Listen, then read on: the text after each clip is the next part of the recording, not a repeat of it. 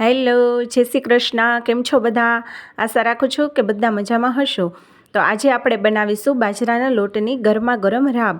તમે શિયાળામાં ક્યાંય બહારથી આવ્યા હોય તો એકદમ ઠંડી લાગી ગઈ હોય તો આ રાબ એકવાર પીશો ને તો એકદમ સરસ તમારી ઠંડી બધી ઉડાડી દેશે અને શરદી ઉધરસમાં ખાસ રાહત આપશે.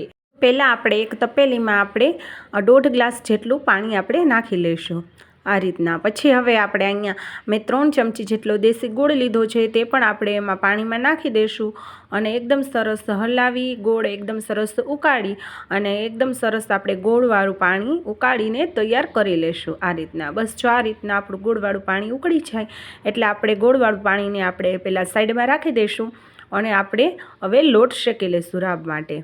હવે આપણે અહીંયા 1.5 ચમચી જેટલું ઘી નાખીશું, 2 તજના ટુકડા નાખીશું અને 3-4 જેટલા લવિંગ નાખીશું. હવે અહીંયા મેં 3 ચમચી જેટલો બાજરાનો લોટ લીધો છે, જેને આપણે મીડિયમ ટુ હાઈ ફ્લેમ ઉપર ધીમે ધીમે આ રીતના શેકતા જશું એમ. હવે જેમ લોટ આપણો શેકાતો જશે તેમ લોટમાંથી એકદમ સરસ સુગંધ આવવા લાગશે અને લોટનો કલર સહેજ ડાર્ક થતો લાગશે આ રીતના. હવે આ રીતનો આપણો લોટ એકદમ સરસ શેકાઈ ગયો છે તો આપણે જે ગોળવાળું પાણી બનાવેલું હતું તે આપણે એમાં પહેલાં થોડુંક નાખી દઈશું અને એકદમ સરસ આપણે હલાવતા જઈશું જેથી કરીને એમાં ગાંઠા ન પડે. હવે વધારાનું જે આપણે બાકી જે પાણી છે એ પણ આપણે એમાં નાખી દઈશું અને એકદમ સરસ આપણે ઉકાળી લઈશું આ રીતના. હવે જો તમને અહીંયા થોડીક રાબ ઘાટી લાગતી હોય તો તમે પાછળથી થોડુંક પાણી પણ નાખી શકો એમ.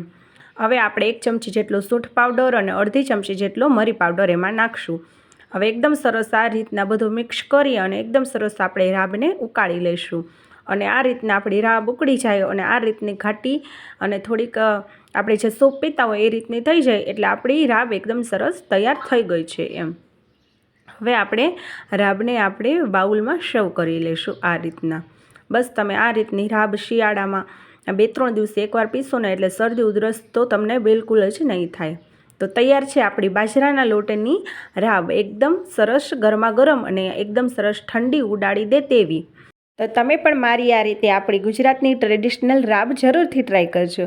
જો તમને મારા રેસિપીના વિડીયો ગમતા હોય તો વિડીયોને એક લાઇક અને ચેનલને સબસ્ક્રાઈબ જરૂરથી કરજો.